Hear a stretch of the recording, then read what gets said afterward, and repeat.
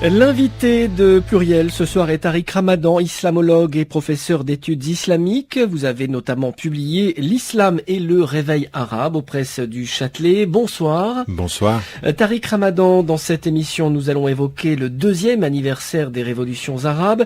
Mais j'aimerais qu'on consacre le début de cette émission à la mort de Stéphane Hessel, ancien résistant, ancien déporté, diplomate. Il a participé à la rédaction de la Déclaration universelle des droits de l'homme. Il avait défendu les sans-papiers, les Roms, mais aussi la cause palestinienne, l'un des grands combats de sa vie.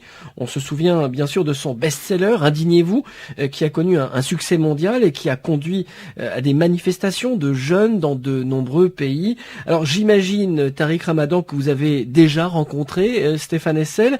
Qu'est-ce que vous retenez de cette personnalité hors norme ?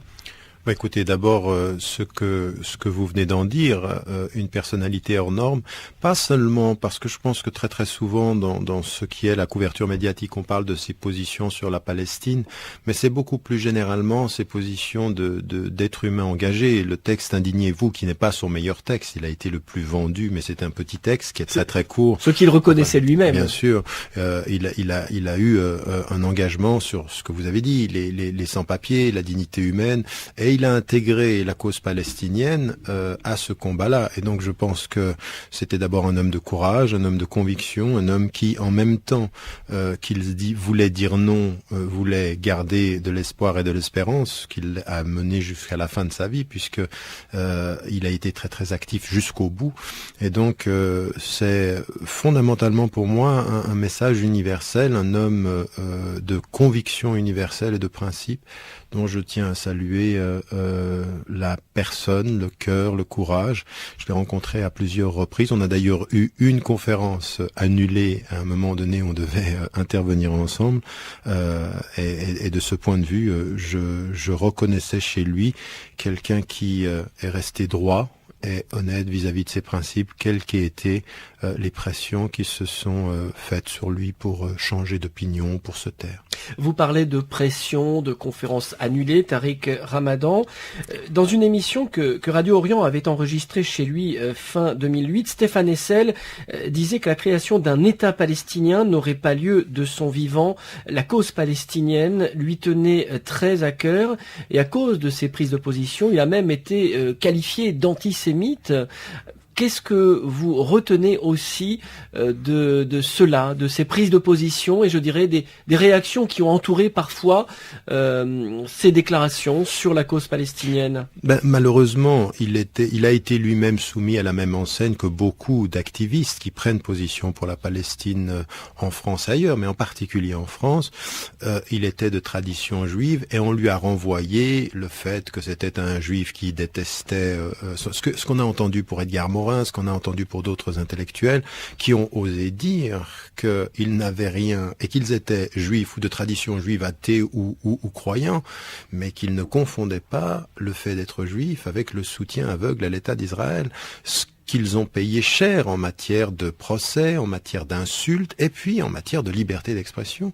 On me l'a dit à moi très souvent, vous savez, on m'a dit, si tu veux être mieux reçu en France, cesse de parler de la Palestine. Et c'est vrai, et c'est une évidence qu'aujourd'hui, il y a des pressions, il y a, que ce soit très très haut, au niveau du gouvernement, au niveau d'un certain nombre d'institutions, ce que vient d'écrire, ou la réaction du CRIF, par exemple, à la mort de Joseph Hessel, Stéphane Hessel. C'est un autre. Oui, Stéphane Hessel. Cette réaction-là, elle est politique. Elle est pas digne de ce qu'on devrait avoir comme réaction aujourd'hui. Et je pense que ça, c'est le côté politique et politicien qui a pris le dessus dans finalement la vraie question qui est celle du droit des Palestiniens et du droit au respect de ce peuple aujourd'hui. Difficile à faire entendre en France. Le paradoxe, c'est que c'est une personnalité qui a été engagée pendant de très nombreuses années, mais le grand public a appris à le connaître alors qu'il avait dépassé les 90 ans. On a l'impression que c'est propre à la France. Il y a eu l'abbé Pierre, il y a eu Sœur Emmanuel, Edgar Morin aussi joue en sorte ce rôle de conscience des Français. Ça vous frappe aussi le fait qu'il y ait des sages qu'on écoute aujourd'hui, qui sont finalement plus respectés que certains citoyens qui ont les mêmes prises de position? Écoutez, oui, dans un sens, c'est à la fois surprenant et à la fois assez normal. Surprenant parce qu'effectivement, un engagement de dizaines d'années, d'un demi-siècle en fait, de plus d'un demi-siècle pour la cause des opprimés ou de ceux qui sont la décolonisation. Exactement. Déjà sur cette prise de position, le fait d'avoir participé à la rédaction de la Déclaration des droits de l'homme, c'est quand même une institution, une mémoire et une figure de la France. Donc ça, c'est déjà une chose qu'il faut relever. Ajouter à cela le fait que il y a des circonstances historiques qui font qu'un certain nombre d'intellectuels, parce qu'ils écrivent un texte ou parce qu'ils sont là à un moment donné, sont reconnus dans un âge avancé. C'est ce qui a été sa situation, son cas.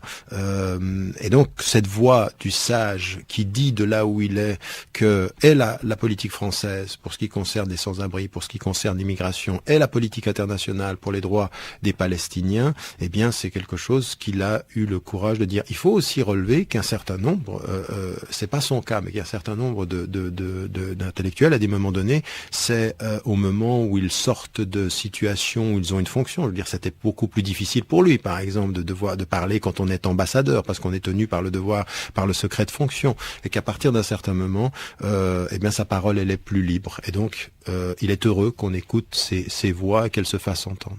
C'était un modèle pour vous? Un modèle de courage au sens où c'est un modèle oui, c'est un modèle de quelqu'un qui a des principes et qui était passionné par ces principes. Maintenant, on a pu sur des questions l'une ou l'autre, on peut avoir des divergences, on peut mais pour ce qui me concerne, une parole de justice, être dans la conviction et oser dire ce que l'on pense, et puis de faire face à des critiques, tout en sachant en même temps que s'il a fait face à des critiques, s'il a fait face à des pressions, si d'un point de vue politique on n'aimait pas tellement sa voix, il faut se rendre compte quand même qu'internationalement il a eu une reconnaissance de son combat, de son vivant, qui lui a donné de l'énergie. D'ailleurs, il a recommencé à voyager, à aller à gauche, à droite, même trop à mon sens, parce qu'à un moment donné, avec l'âge, il aurait fallu qu'il fasse attention, mais il a été emporté par un mouvement d'une reconnaissance folle, et je pense que quoi de plus motivant ou de gratifiant à un moment donné dans ce combat de voir ces millions de gens, je sais pas, à Madrid par exemple, qui s'appelle Les Indignés, du titre d'un livre qui faisait quelques pages et qui a ébranlé des consciences. Alors justement, le mouvement des Indignés a pris comme modèle les printemps arabes. Tout a commencé par le sacrifice de Mohamed Bouazizi. Cela fait maintenant 2 ans. On a célébré ce deuxième anniversaire il y a quelques semaines. La Tunisie, parlons-en, Tariq Ramadan. Ce pays vit une crise politique depuis plusieurs semaines, une crise qui a été aggravée par l'assassinat de l'opposant Chokri Belaïd. L'ancien Premier ministre Hamadi Jebali a tenté de former un gouvernement de technocrates contre l'avis de son parti, Ennahda. Il a fini par démissionner. C'est finalement le ministre de l'Intérieur, Ali Larayed, qui a été chargé de former le nouveau cabinet. Ennahda a fait une concession de taille mercredi en se disant prêt à renoncer au ministère régalien, ce qu'on lui demandait depuis déjà plusieurs jours. Quel regard portez-vous sur la situation actuelle en Tunisie? Écoutez, d'abord, contre l'avis de beaucoup, quand j'ai écrit le livre que vous avez cité tout à l'heure sur le réveil arabe, je disais que j'étais prudemment optimiste. Je ne voyais pas cette évolution de façon aussi aisée. J'étais moins optimiste sur d'abord sur les causes et les évolutions. Et donc malheureusement, je dis bien malheureusement, les faits me donnent raison sur ce qui est en train de se passer, parce qu'on a aujourd'hui un Moyen-Orient totalement déstabilisé. Vous avez parlé de la Tunisie, on voit ce qui se passe en Égypte, qui est aussi, on en parlera sans doute. Tout à fait. En Syrie, c'est une situation extrêmement grave, 170 personnes qui meurent par jour. Et quand on voit la Tunisie, à un moment donné, pour moi, c'était le pays qui était celui qui était le plus prometteur en matière de transition, parce qu'il avait bien avancé au départ.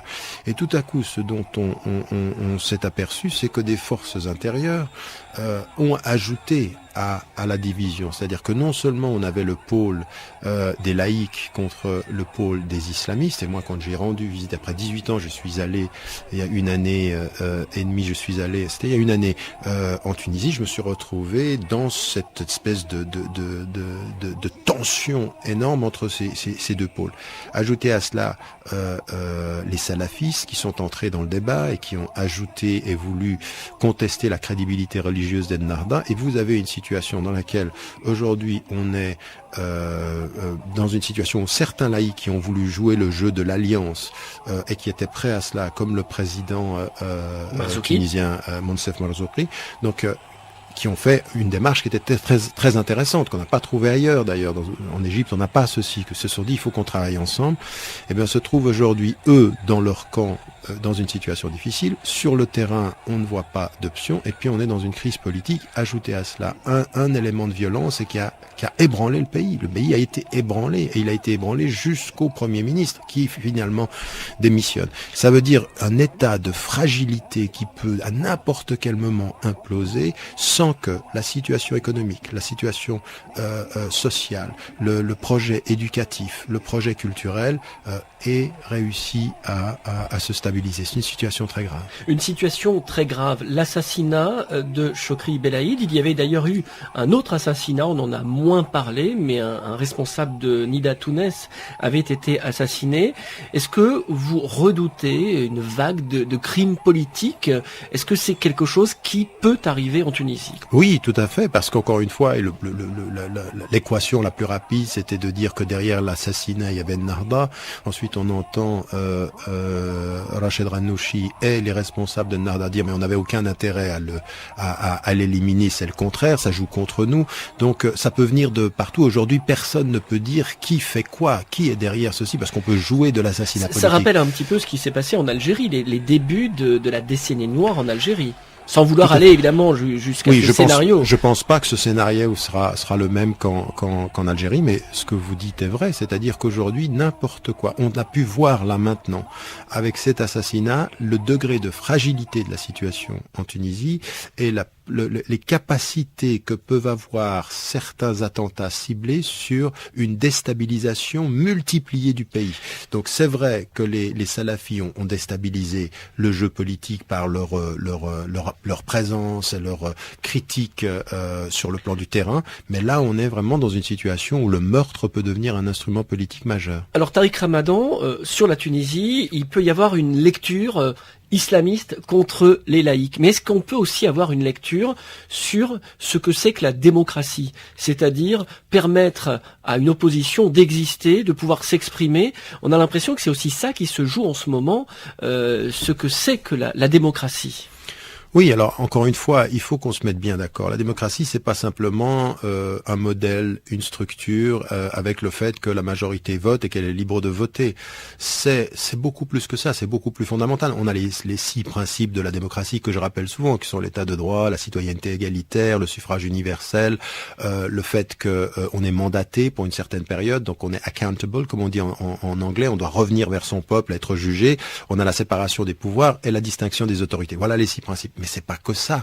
C'est véritablement un état une situation dans laquelle l'expression politique doit être libre, la critique doit être libre, elle doit être libre et constructive. Et aujourd'hui, on s'aperçoit que ceux qui sont au pouvoir ont extrêmement de peine à gérer ces espaces de liberté, et ceux qui sont dans l'opposition jouent aussi de ces expressions-là dans la provocation. On n'est pas du tout dans l'ordre de l'installation d'une atmosphère démocratique.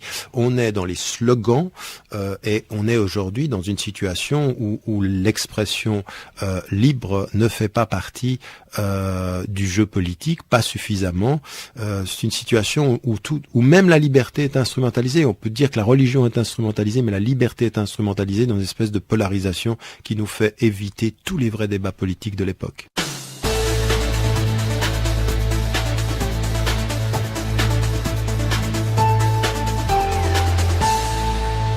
Retour sur le plateau de Pluriel en compagnie de Tariq Ramadan, islamologue et professeur d'études islamiques. Je rappelle le titre de votre dernier livre, L'islam et le réveil arabe aux presses du Châtelet.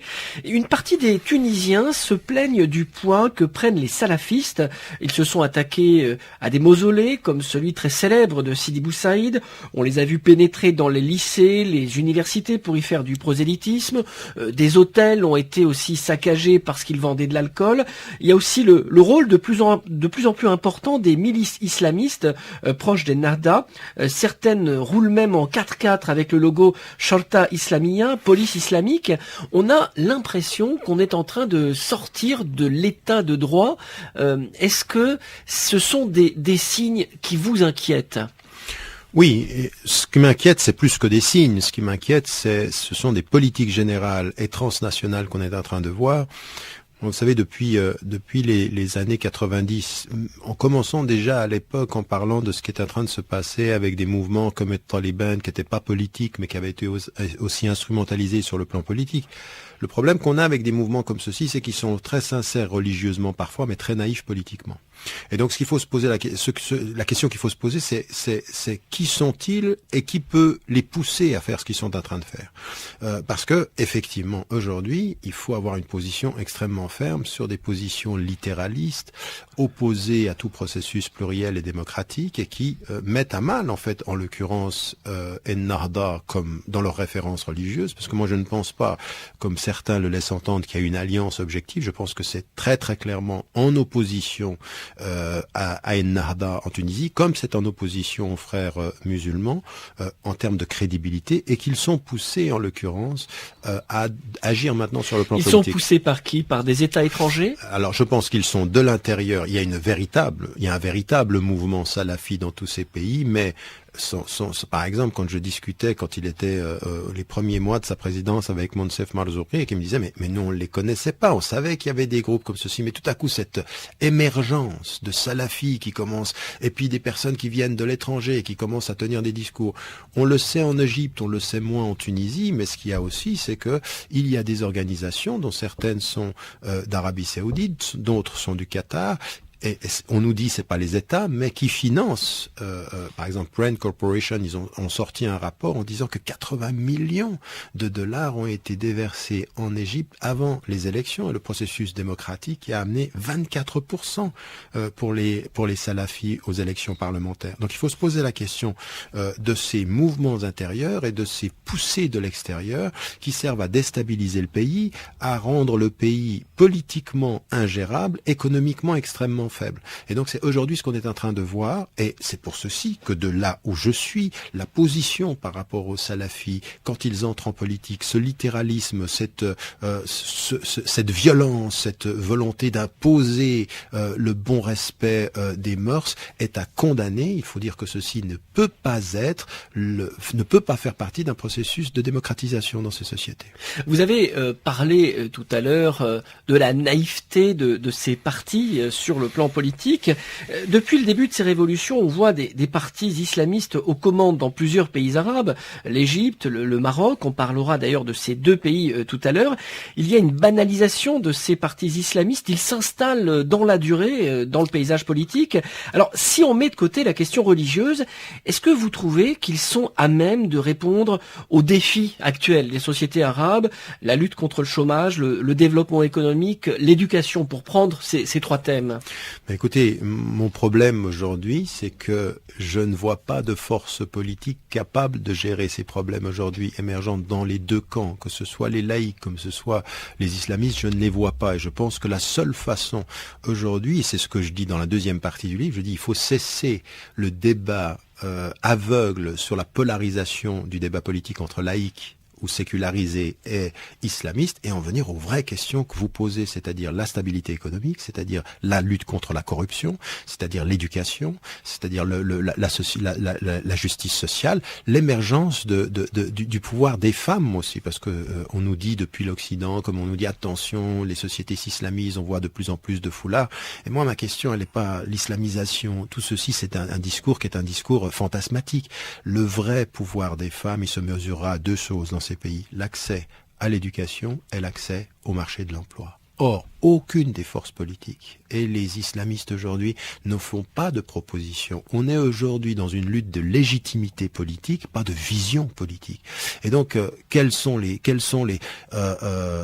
forces qui émergent? On ne les voit pas. Alors, en Tunisie, c'est une évidence. Et encore une fois, en même temps que je vous dis ça, je suis conscient, comme on doit l'être, qu'il faut du temps. C'est-à-dire qu'un processus de démocratisation, de changement, de transformation sociale. C'est la conséquence de ces dictatures qui ont duré si longtemps qu'elles n'ont pas permis à des forces politiques de naître. Tout à fait.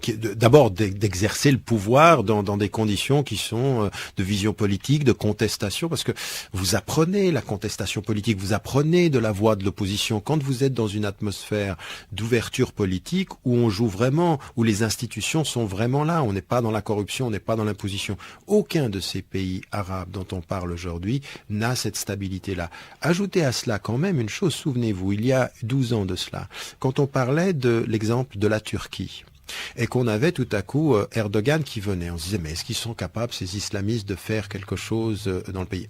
Pourquoi aujourd'hui, même si moi je suis critique encore, je suis pas du tout de ceux qui disent que c'est un modèle, je suis critique sur les choix économiques, je suis critique sur la liberté d'expression, je suis critique sur la gestion de la question kurde, donc tout ceci, il faut continuer à être critique. Mais il y a une chose qui est importante, la lutte contre la corruption.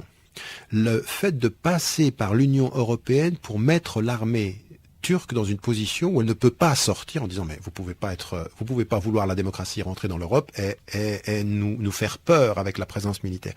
Et le succès économique a fait en sorte que tout à coup, 3 fois de suite, le Premier ministre est réélu et son parti avec. Après, maintenant, il faut qu'on fasse attention parce qu'on a l'impression qu'on va vers une dérive. Le Premier ministre voulant devenir président. Il y a beaucoup de journalistes en prison aussi en Turquie. C'est pour ça qu'il faut le dire, mais en même temps, mais plus que ça, c'est-à-dire que il avait dit à Moubarak, au moment où Moubarak voulait rester au pouvoir, eh bien, nous sommes tous destinés à partir.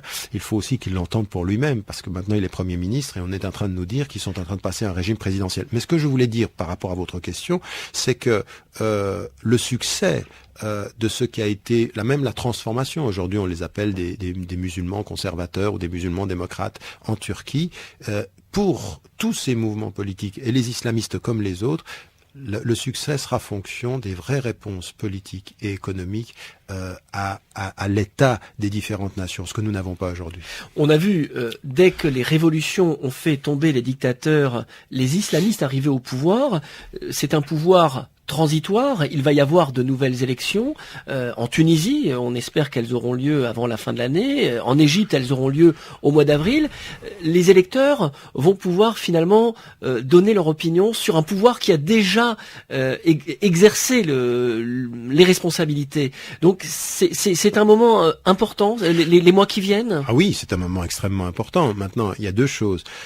Ce qui a fait que les islamistes, comme les frères musulmans ou Ennahda en Tunisie, sont arrivés au pouvoir, c'est sur la base de leur passif politique et leur crédibilité en tant qu'opposants. C'est-à-dire, ils ont payé le prix de la torture, de l'emprisonnement. Maintenant, on est dans une autre phase. On est dans la phase où, transitoirement, ils ont exercé le pouvoir, que pour certains qui sont pressés, on dit, écoutez, ils ont rien fait. Pour d'autres, on a vu des phases qu'on n'avait pas perçues. Donc, dans l'exercice du pouvoir, ça va être autre chose. Certains continuent à nous dire, ils restent tenants de la majorité. Ça, personne ne le sait. La seule chose qu'il faut espérer, c'est qu'on continue à avoir cette transition démocratique et que les élections restent transparentes et qu'elles restent ouvertes et que toutes les forces politiques admettent les résultats. Il y a un danger, c'est ce que vous dites quand même. C'est-à-dire, il y a le danger que le pouvoir actuel ne reconnaisse pas le résultat des urnes dans ces pays. Que le pouvoir actuel ou que des opposants ou que des salafis, que quelle que soit la situation, vous ayez des forces politiques qui ne jouent plus le jeu. Alors, parlons de l'Égypte, pays qui est cher à votre cœur, Tariq Ramadan. Comment vous percevez le rôle de l'opposition? Ils étaient très divisés avant la victoire des frères musulmans à l'élection présidentielle. On a vu tout de même un front se constituer avec les chefs de file de l'opposition. Est-ce que vous avez l'impression qu'il y a une sorte de maturité politique dans cette opposition laïque? Non, malheureusement. Vous savez, moi j'ai été très très critique depuis le départ à l'endroit de la position même des frères musulmans au moment du début du soulèvement, puis ensuite de l'éclatement. Je n'ai cessé d'écrire. Enfin, j'ai écrit ce livre, mais en même temps chaque 2 semaines sur votre site internet, j'écris pour continuer le suivi, et j'ai toujours été extrêmement critique par rapport à ce que je voyais.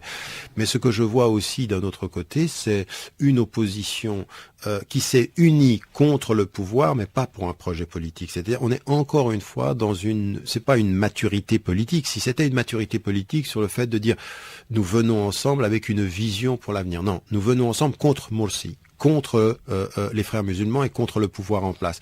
On est aujourd'hui dans l'absence d'une société civile, d'intellectuels et de responsables politiques en Égypte qui viennent avec quelque chose d'autre que cette polarisation-là.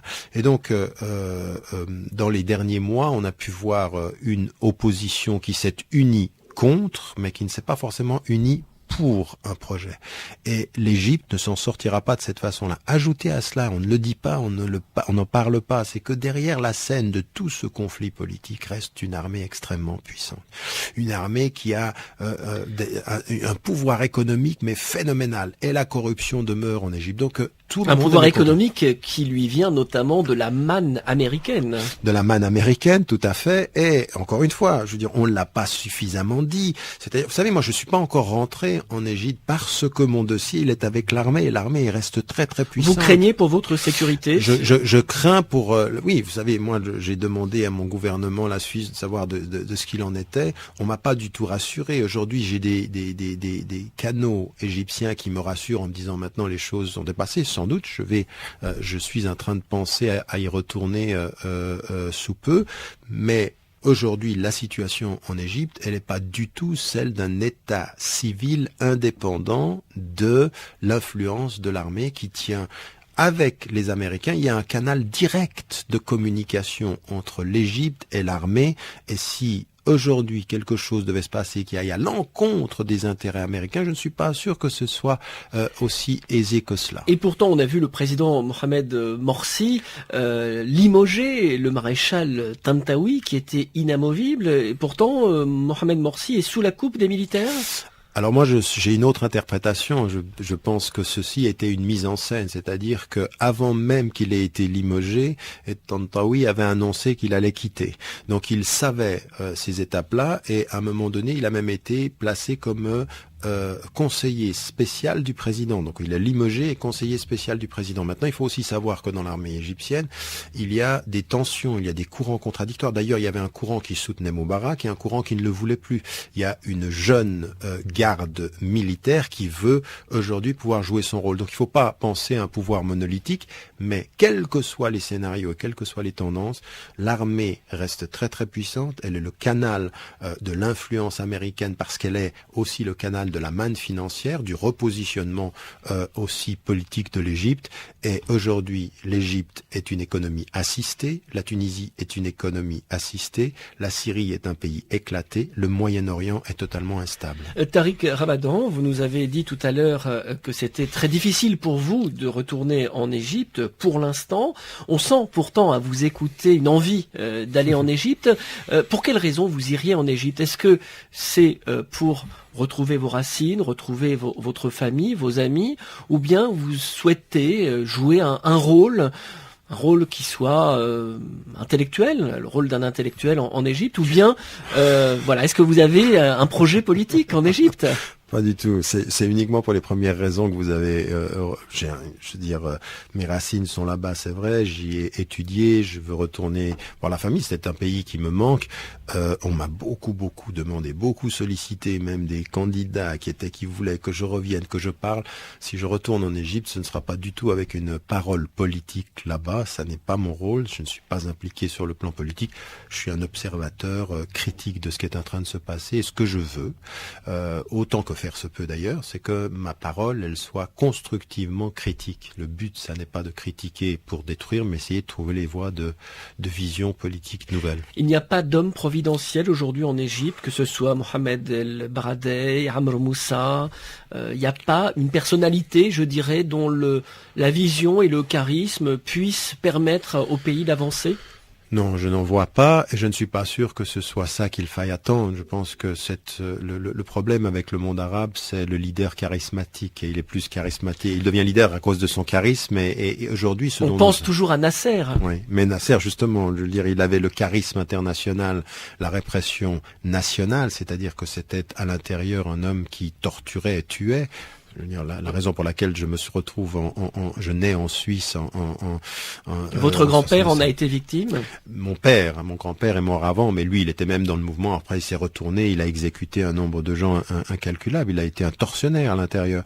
Mais en même temps, c'est vrai, une figure internationale qui a été la fierté de l'Égypte parce qu'il a su, à des moments donnés, se positionner comme l'opposition à des dictats américains ou autres.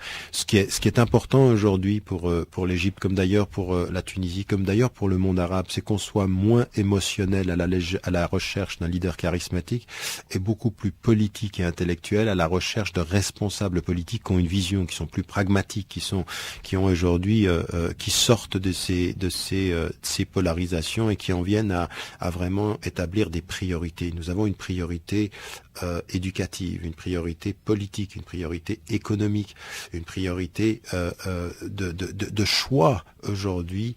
Est-ce qu'on va aller vers des relations sud-sud plus importantes? Parce que l'un des grands problèmes de ce qu'on a appelé le printemps arabe, c'est qu'il est arabe que parce qu'on y a vu un printemps, mais la réalité c'est que c'est très nationaliste. C'est les Égyptiens qui sont en train de se battre en Égypte, les Tunisiens, et on a des pays qui n'ont, il n'y a pas de relation sud-sud, il n'y a pas de vision transnationale. Or le monde arabe ne s'en sortira, et les pays du Sud ne s'en sortiront que quand ils sortiront de cette relation nord-sud pour établir des relations horizontales. On voit d'ailleurs deux pays voisins comme l'Algérie et le Maroc qui ont toujours une frontière fermée. Parlons du Maroc. C'est un pays, je dirais, un petit peu à part dans ces printemps arabes, car il y a à la fois le roi qui incarne la stabilité et puis ce premier ministre islamiste qu'on n'aurait pas imaginé accéder au gouvernement. Vous trouvez que le Maroc est un exemple intéressant dans ce printemps arabe? Un exemple intéressant, c'est pas un exemple. Je pense que toute personne qui connaît le Maroc doit reconnaître une chose. C'est que comparé à tous les autres pays, la situation politique et économique était meilleure que les pays voisins. En termes d'expression politique, c'est un pays que moi je visite 4 à 5 fois par année, dans lequel je peux m'exprimer librement, donc personne ne peut nier ceci. Maintenant, est-ce que ça veut dire qu'on est dans un processus de démocratisation et dans une transparence? Il y a la personne du roi, et puis il y a tout un système qui fait qu'il y a des chasses gardées, qu'il y a des jeux politiques. Moi, je savais avant les élections qui allaient les emporter, puisque ça m'est venu d'assez haut, on m'a dit, eh bien, ils allaient gagner. C'est-à-dire qu'à partir d'un certain moment, il y a un jeu avec les règles de la démocratie qui place aujourd'hui un parti islamiste au pouvoir et puis qui en même temps neutralise toute force d'opposition. C'est très intelligent, c'est-à-dire le but c'est d'éviter les masses qui se soulèvent et puis de jouer sur la neutralisation des forces. Donc ça n'est pas un exemple pour vous? Ça n'est pas un exemple. Dire il faut reconnaître les acquis et maintenant constructivement être critique quant aux choses qui doivent s'améliorer. Vous savez, le cheikh Abdessalam Yassine, le fondateur de Al-Adl wa al-Ihsan. Exactement, il est décédé au mois de décembre. On m'avait même demandé de ne pas en parler parce que ça se fait pas, il faut avoir peur. Non, c'est un homme avec lequel on peut être d'accord ou pas d'accord, mais c'est un homme qui a dit une chose qui est vraie.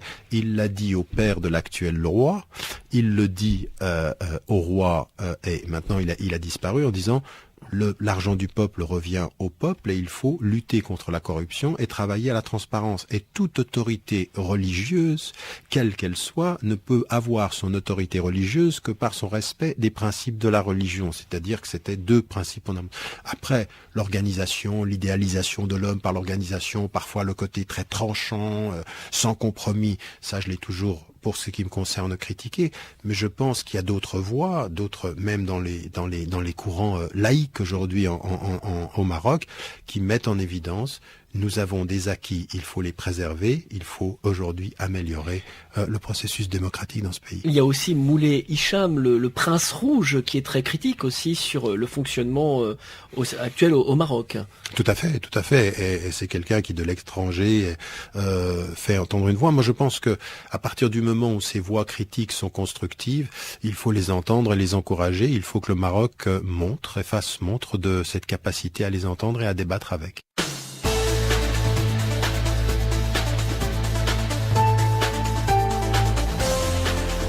Pluriel, animé par Loïc Barrière. Dernière partie de Pluriel avec Tariq Ramadan. Je rappelle le titre de votre livre, L'Islam et le réveil arabe aux presses du Châtelet. Alors, la guerre se poursuit depuis près de 2 ans en Syrie.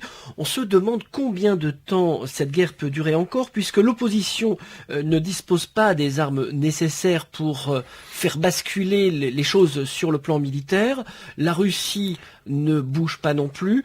Selon vous, quelle pourrait être la solution pour mettre fin à cette guerre? Écoutez, la solution, moi je n'en ai pas une définitive. J'essaye de regarder un tout petit peu les options qui se présentent. Et moi je suis très très cynique, malheureusement cynique par rapport à ce qui est en train de se passer. Autant je ne veux pas qu'on revive le scénario de la Libye où, à la demande d'une zone aérienne protégée, finalement on a utilisé ceci, on est allé envahir le pays, en fait surtout pour des intérêts économiques et des intérêts pétroliers. Donc voilà ce qu'on a fait. Aujourd'hui, la situation en Libye, contrairement à ce qu'on nous dit, elle est tout à fait instable. Seul est protégé finalement le complexe pétrolier général. À côté de ceci, ce qui est aujourd'hui visible, c'est qu'on a des forces comme de nouveau encore l'Arabie Saoudite et le Qatar qui veulent soutenir l'opposition jusqu'à donner des armes et donc qui sont en train d'entretenir un conflit armé. Et d'un autre côté, la Russie et la Chine qui soutiennent contre les États-Unis et l'Europe le régime. Et on se dit, mais en amont de ceci, il est évident que si les États-Unis ou l'Europe avaient une stratégie non pas d'intervention militaire, mais de pression beaucoup plus grande, si on voulait étouffer le pays au point qu'à partir d'un certain moment, Bachar el-Assad ne puisse pas s'en sortir, on aurait pu le faire et on peut le faire. Mais moi je suis cynique, pourquoi ? Parce que je pense qu'il y a un accord à ne pas être d'accord entre les Américains et les Russes et les Chinois pour qu'on ne trouve pas de solution.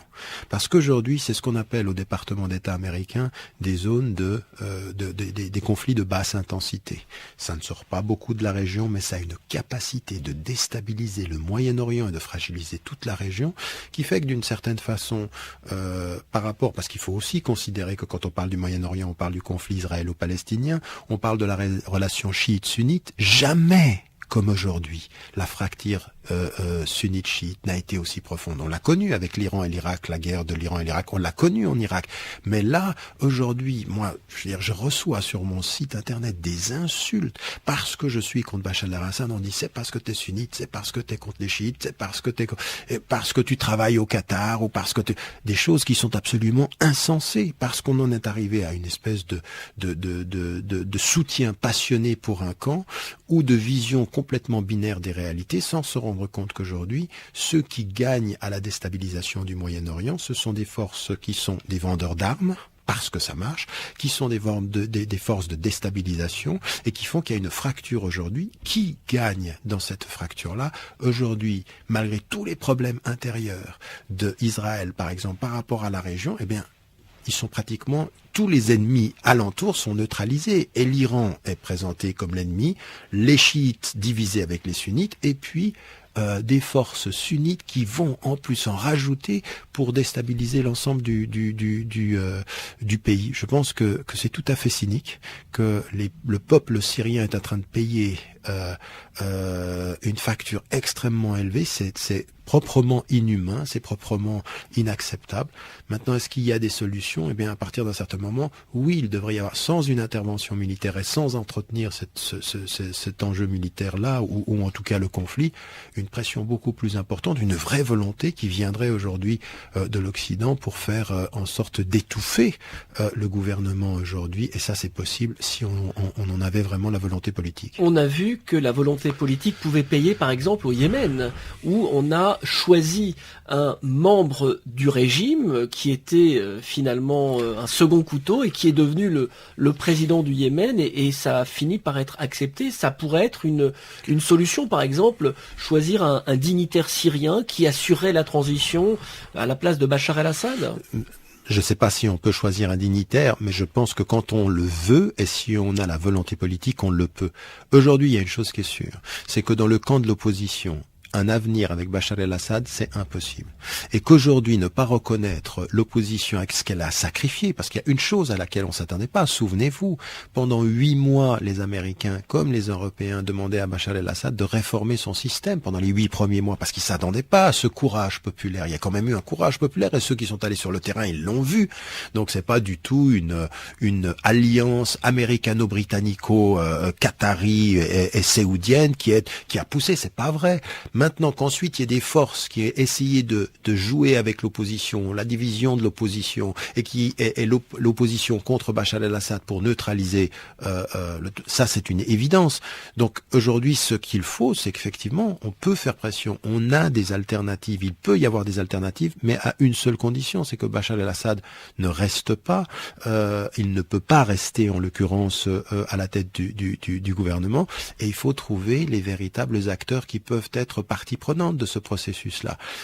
Aujourd'hui, on fait tout pour nous dire on ne peut rien faire. Et qu'au bout du compte, quand on ne peut rien faire, eh bien, c'est une situation qui va durer très longtemps, à mon avis, et qui va justifier de politiques au Moyen-Orient qui sont extrêmement dommageables. C'est-à-dire que le Moyen-Orient aujourd'hui, avec ce qui se passe en Égypte, ce qui se passe au Yémen, ce qui se passe en Syrie, les divisions Iran et Liban, aujourd'hui est fondamentalement un espace complètement éclaté. On ne voit pas de vision. Je veux dire, si on parle de printemps pour cette situation-là, je me demande ce que ce sera que l'hiver.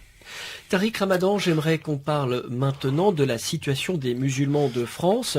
Sous le quinquennat de Nicolas Sarkozy, les musulmans ont eu le sentiment d'être instrumentalisés par la droite. Aujourd'hui, on a une présidence socialiste depuis 8 mois, un nouveau ministre de l'Intérieur, Manuel Valls, qui a fait plusieurs déclarations sur l'islam, aussi sur l'extrémisme musulman. Il a dit qu'il y avait potentiellement des dizaines de Mohamed Merah en France. J'aimerais savoir ce que vous pensez de Manuel Valls, ministre de l'Intérieur, qui remplace en quelque sorte tous les ministres de l'Intérieur de la droite depuis Nicolas Sarkozy.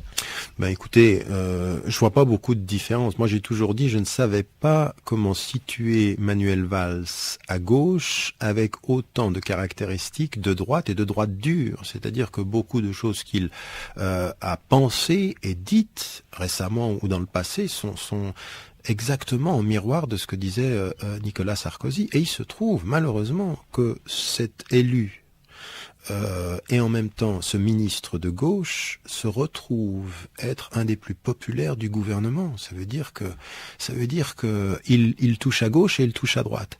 Et on est dans ce clivage aujourd'hui. Je veux dire entre le président Hollande et l'ex-président Sarkozy, quand ils ont débattu à la télévision, on a pu remarquer que le moment où ils étaient le plus d'accord, c'était sur ces questions-là. L'immigration, les musulmans et même jusqu'à la viande halal dans les écoles. On est vraiment aujourd'hui dans une espèce de stigmatisation. Or, il a bien compris, Valls, que ce discours-là, qui peut nous choquer, qui me choque moi, eh bien, il touche la population. Et on n'a pas entendu, on n'a pas suffisamment compris, même avec François Copé. Quand il parle du pain au chocolat, quand il fait ces déclarations-là, il touche une population et il touche à gauche, à droite, à l'extrême droite. Il a d'ailleurs réussi peut-être à prendre la présidence de l'UMP grâce à ses déclarations sur le pain au chocolat. Voilà, nous on se dit mais c'est pas possible, c'est vraiment... Et le monde, je veux dire, moi je vis en Angleterre on se dit mais c'est pas possible, c'est scandaleux et c'est risible. Ce qui est risible d'un côté de la frontière est vraiment performant de ce côté-là. Et vous avez aujourd'hui un ministre de l'Intérieur qui a une politique avec ses citoyens, un discours sur l'islam qui est encore un discours de stigmatisation malheureusement, un discours où on va chercher un certain nombre de représentants que la base ne reconnaît pas, un discours qui est à l'emporte-pièce, parfois très très émotif, parfois très très stigmatisant.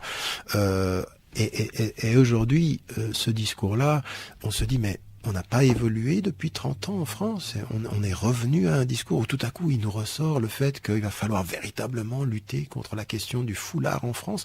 Je veux dire, mais on va y revenir comme ceci. Donc il y a deux choses qui reviennent perpétuellement et qui font engranger des voix à celui, en tant qu'acteur politique qui en parle, c'est la violence, le terrorisme, vous en avez parlé, et puis le foulard comme symbole, ou alors les minarets, ou alors la viande halal. Et à période régulière, on a ce retour-là, et ça vous donne une popularité, et ça c'est grave, parce que cette popularité-là, elle peut vous faire gagner des élections, mais sur le long terme, ce discours-là va être le discours perdant. Il faut bien qu'on entende aujourd'hui en France que ces citoyens qui vous écoutent, vous et moi, qui nous écoutent aujourd'hui, ces citoyens de confession musulmane, ils en ont marre. Ils en ont marre, mais ils en ont pas marre comme des victimes. Ils en ont marre comme des sujets. Et ceux-là, ils votent. Et j'aimerais vous dire une chose que tout le monde sait dans ce pays, mais qu'on ne dit pas. C'est-à-dire qu'il n'y a pas de vote communautaire, il n'y a pas un vote de musulmans. Mais les Français de confession musulmane étaient fondamentalement anti-Sarkozy. Et quand on va regarder les chiffres, 1,9 million de ces Français de confession musulmane ont voté pour Hollande. La différence entre les deux était 1,6 million. 1,6 million. Donc ce discours qui est de la stigmatisation fait qu'à un moment donné, on va finir par le créer, ce vote communautaire. Moi, je ne le veux pas. Je veux des citoyens libres et sujets. Mais quand on s'attaque autant à une religion et qu'on revient systématiquement sur des mêmes symboles, des mêmes éléments de stigmatisation, qu'on joue sur la frange un tout petit peu grise de l'islamophobie dans ce pays, eh bien, à un moment donné, politiquement, il va falloir se rendre compte que la France évolue, que les citoyens évoluent et que quelque chose va changer dans ce pays. Donc c'est une mise en garde que vous adressez à la gauche, au pouvoir, à 1 an des municipales, par exemple ? Oui, je pense que 1 an des municipales, c'est un tout petit peu tôt. Je parle sur le long terme. Encore une fois, si on pense son avenir politique entre 2013 et 2017 seulement, eh bien, on peut encore engranger d'un point de vue populiste, mais c'est un tout petit peu plus long que ça, la vie politique. Et oui, c'est une mise en garde en disant à la gauche, qui nous dit qu'elle est proche du peuple, qu'elle ne l'est plus beaucoup, qu'on voit pas beaucoup de différences sur les questions d'immigration, qu'on voit pas beaucoup de différences sur les questions de quelle est la politique sociale qu'on a proposée en France aujourd'hui? Quelle est la vraie politique scolaire dans les cités? On a vu en 2005 toutes ces émeutes. Rien n'avait été fait par la droite. Mais qu'est-ce qui est fait par cette gauche? Qu'est-ce qu'elle nous propose comme justice sociale? Quel type de nouveaux rapports aux citoyens? C'est une gauche qui n'a de gauche que le nom ou la maladresse. C'est-à-dire que de ce point de vue-là, il faut qu'on soit extrêmement clair, qu'on attende autre chose, et puis que le président de la République ne mette pas à l'intérieur quelqu'un dont on voit pas la différence de celui dont il a dit qu'il était le successeur. Vous préféreriez avoir Jean-Luc Mélenchon à l'intérieur? Je suis pas sûr, parce que je ne pense pas. Je suis aussi critique par rapport à Mélenchon. Je pense qu'il a sur les religions notamment. Oui, puis un peu un discours qui parfois de position de gauche peut être parfois populiste. Je suis totalement opposé à toute cette espèce de mobilisation émotive. Moi, ce que j'ai envie d'entendre d'acteurs politiques, c'est des vraies propositions en matière de politique éducative, en matière de politique sociale, en matière de politique égalitaire, en matière de vraie politique sur la question des femmes. Qu'on arrête de me dire que la question des femmes aujourd'hui, et en particulier des femmes qui sont issues de l'immigration, c'est la question du foulard. C'est pas ça. C'est l'éducation et c'est l'accès au marché de l'emploi. Vallaud-Belkacem fait un travail quand même qui est très important sur cette question, sur la promotion des femmes dans les entreprises, dans la classe politique, à l'école. Elle le fait verbalement. Je suis pas sûr que ça se. Enfin, elle le dit. Elle a pris des positions de ce point de vue-là qui peuvent être effectivement intéressantes sur la question des femmes. Je suis pas sûr qu'elle ait le courage de se positionner. Elle doit être porte-parole du gouvernement, parfois plus royaliste que le roi.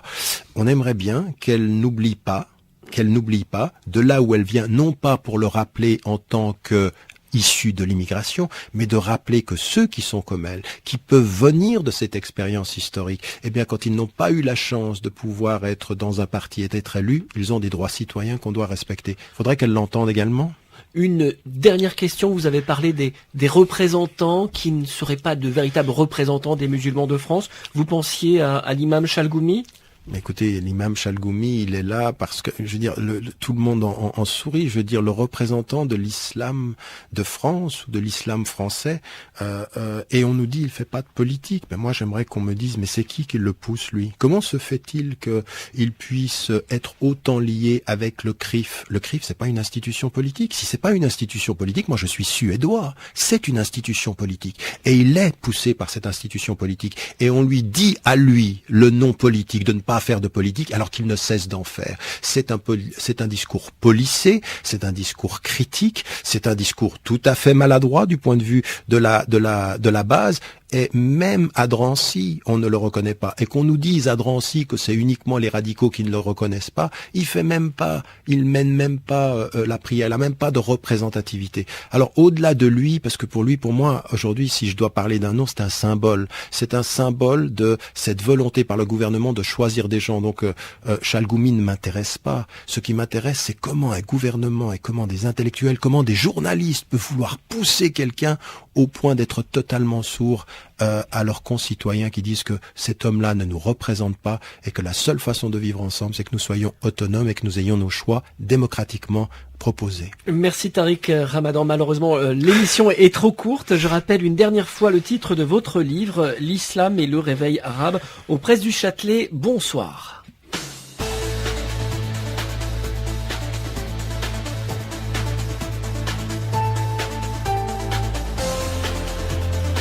C'était Pluriel, une émission hebdomadaire présentée par Loïc Barrière.